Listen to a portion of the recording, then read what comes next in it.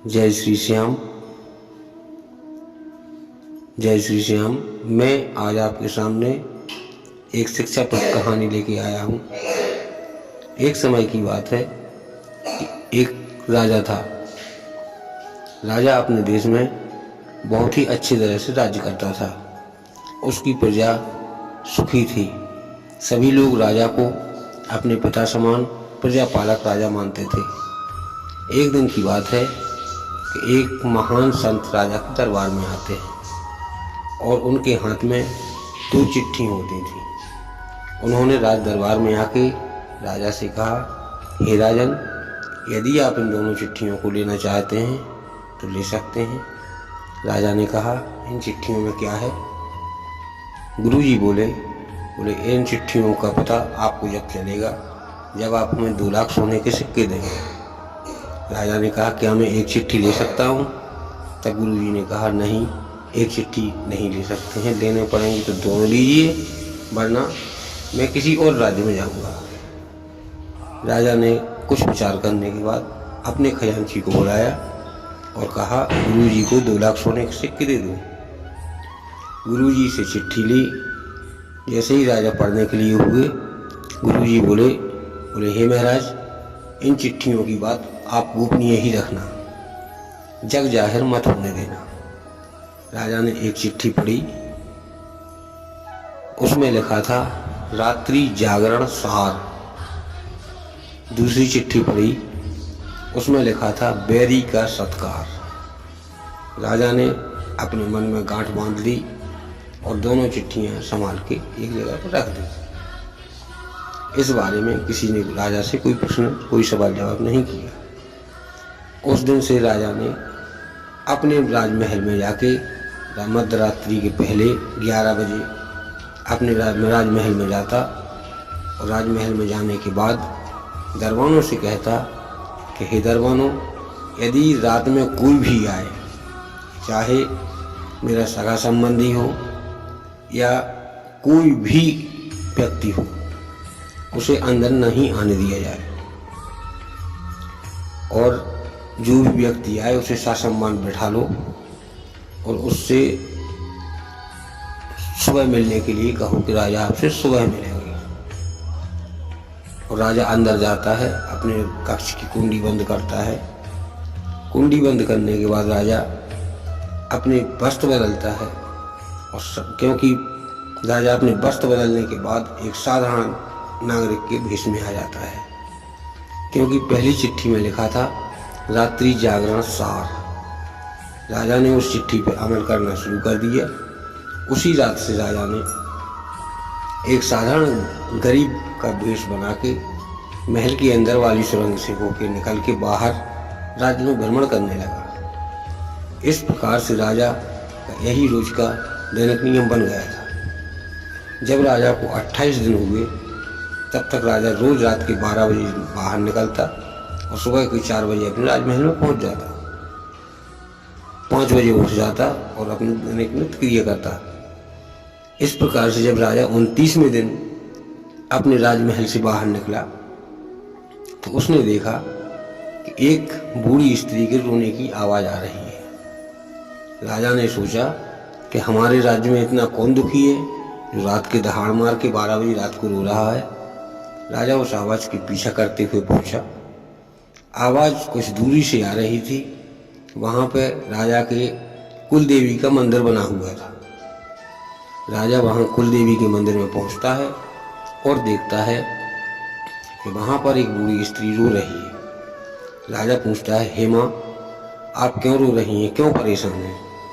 परेशानी की वजह बताएं, शायद मैं आपका कोई कष्ट दूर कर सकूं। कुल देवी कहती हैं, हे मनुष्य, परेशानी तो बहुत बड़ी है, लेकिन उस परेशानी का निदान आप नहीं कर सकते हैं।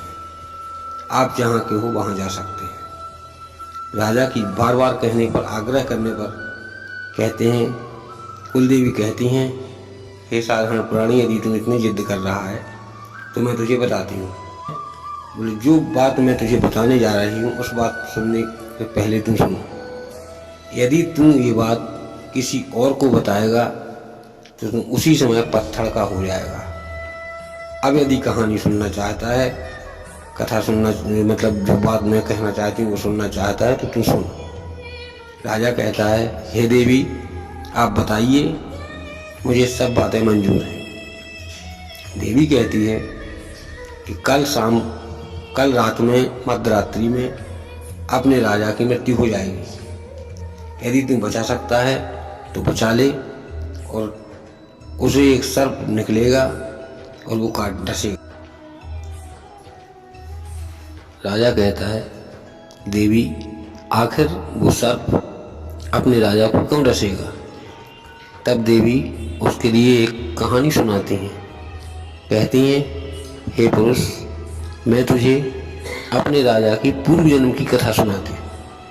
पूर्व जन्म में अपना राजा एक सेठ था और बहुत बड़ा सेठ का कारोबार था। देश और विदेशों में सेठ का काम था। सेठ अपने व्यापार के चलते अब अक्सर घर से बाहर जाया करता था। एक दिन जब सेठ घर से बाहर जा रहा था तब उसने अपने मोहल्ले में दुकान पर काम करने वाले एक लड़के से कहा कि तुम एक हफ्ता तक मेरे घर पर रहोगे, रात्रि में पहरा दोगे, घर संभालोगे। इसके एवज में हम तुम्हें उसका पारितोषिक या उसके बदले में तुम्हें पैसा देंगे। लड़का तैयार हो गया और लड़का जाके रात्रि में पहुंचता है। रात्रि में जाके और अपने घर के बाहर अपने एक कक्ष में जाके सो जाता है। सेठ की पत्नी थी, वह लड़के पर आश्रित हुई और लड़के से बुलाती है, कहती है आओ मेरे साथ सो। लड़का ऐसा करने से मना कर देता है। सेठ की पत्नी अपने कपड़े फाड़ देती है और चिल्ला कर गांव वालों को इकट्ठा कर लेती है। कहती है सेठ जी घर पर नहीं है और इस लड़के ने मेरे साथ गलत करने का विचार किया है। उस लड़के को कमरे में बंद कर देते हैं। दूसरे दिन तत्काल सेठ को बुलाया जाता है। सेठ आते हैं। अपनी स्त्री की बातें सुनकर सेठ बिना विचार किए हुए, बिना उस लड़के से कोई सवाल जवाब किए हुए उस लड़के को मौत के घाट उतार देते हैं। और वही लड़का इस जन्म में सर्प बना और वह सेठ राजा बना। जब बिना विचार किए उसने उस लड़के को मार दिया था तो वह लड़का कल अपने राजा को डसेगा।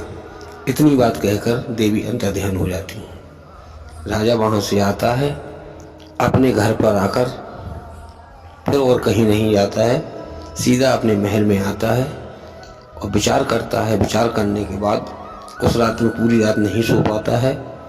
जब राजा विचार करता है तो उसे अपने गुरु द्वारा दी गई दूसरी चिट्ठी की बात ध्यान आती है और राजा दूसरी चिट्ठी खोलता है।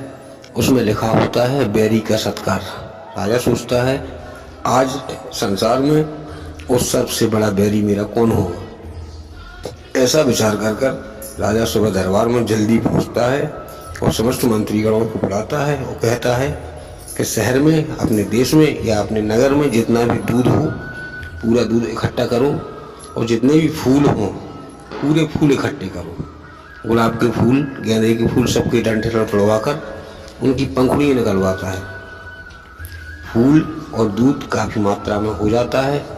राजा शाम को 6 बजे के बाद अपने मंत्रियों से कहता है कि तुम इन फूलों को यहाँ से लेके और दक्षिण द्वार की बावरी के पास तक बिछा दो और दोनों तरफ दूध में सुगंधित पदार्थ, मिश्री, मेवा, मिष्टान, केसर इत्यादि डलवाकर रख देता है। जगह जगह पर दूध के पतीले रख देता है और जगह जगह पर पूरे फूल 1-1 फुट 2 फुट लंबे चौड़े फूल बिछवा देता है।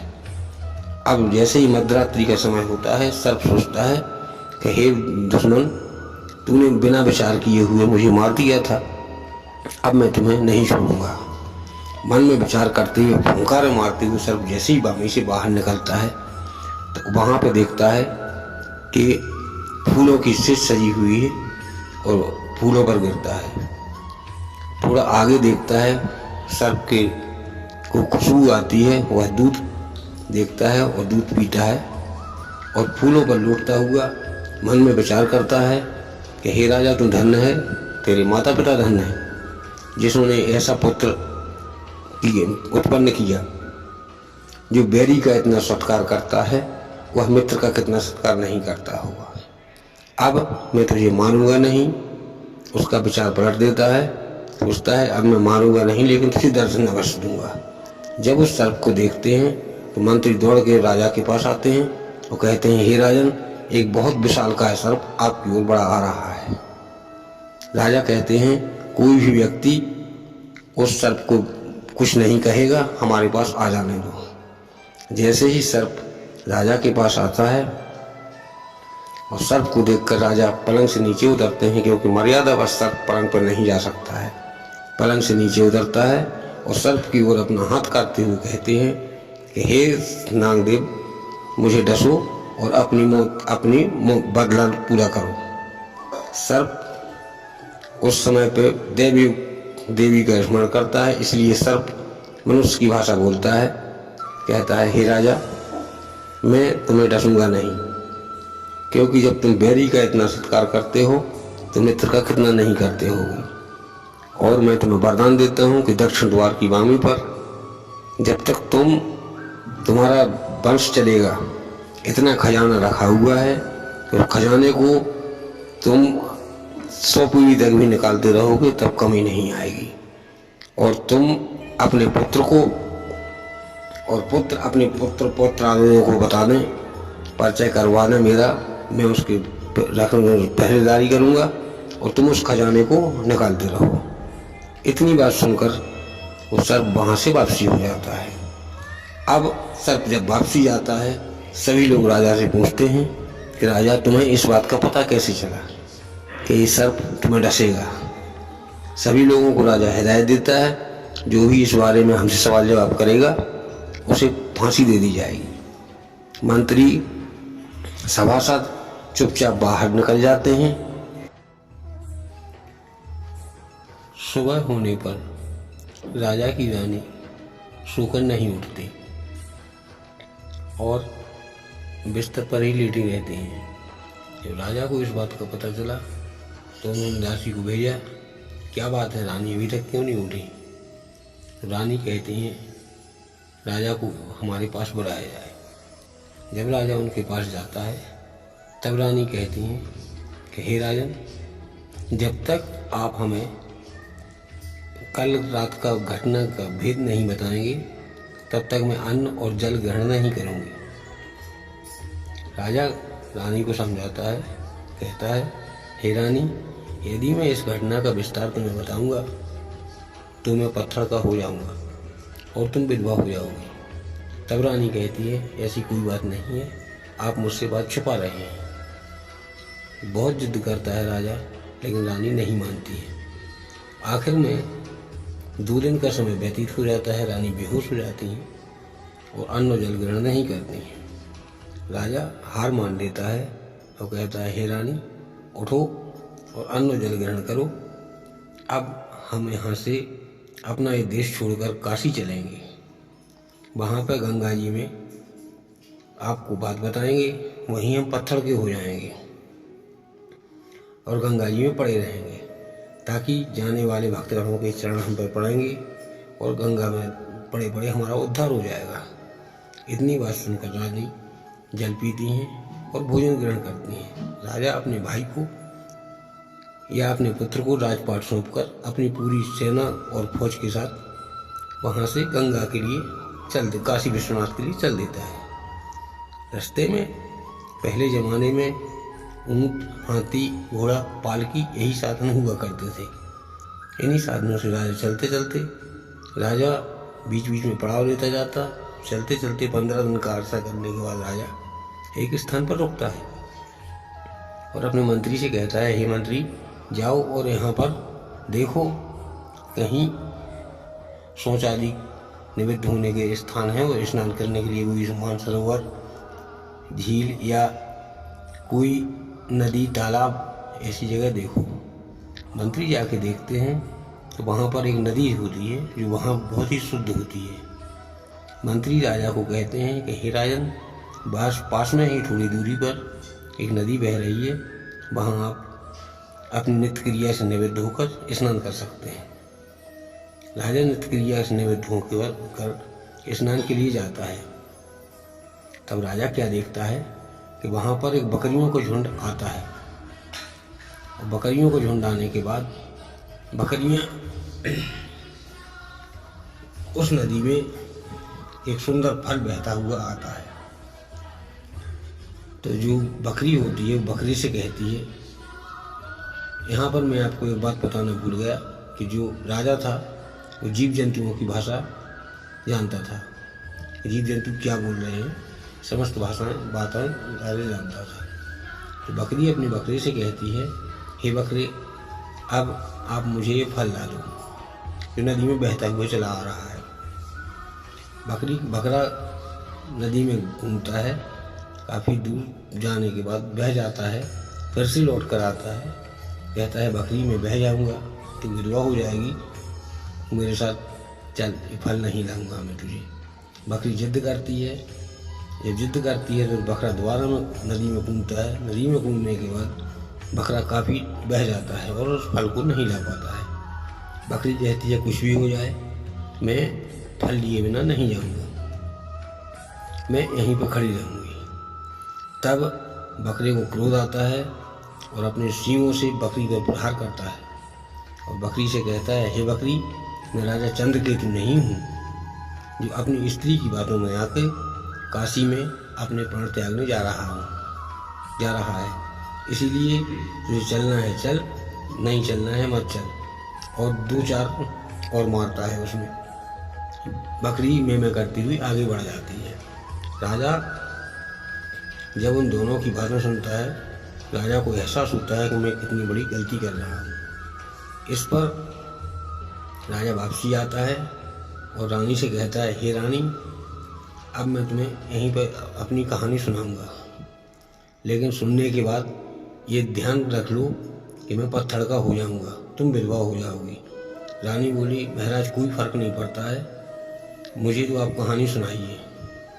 राजा जो घुड़साल में होते हैं उनको बुलाता है, अकेले में जाकर उनसे बात करता है। जो घोड़ा हाँकने वाली चामक होती है वो 2-3 चामकों को इकट्ठा करवाता है, उसमें चमड़ा लगा होता है, 3 का चमड़ा एक में करवाता है, एक हाथ में चामक लेता है, रानी से कहता है। रानी कहती है, हे राजा सुनाओ। अपना कान पास में करती है। राजा कहता है, नहीं रानी, अब कान पास में करने की आवश्यकता नहीं है, जब मैं मर ही रहा हूँ तो ये सभी लोग जितने हमारे साथ में आए हैं सब लोग भी तो सुने। रानी कहती है, ठीक है।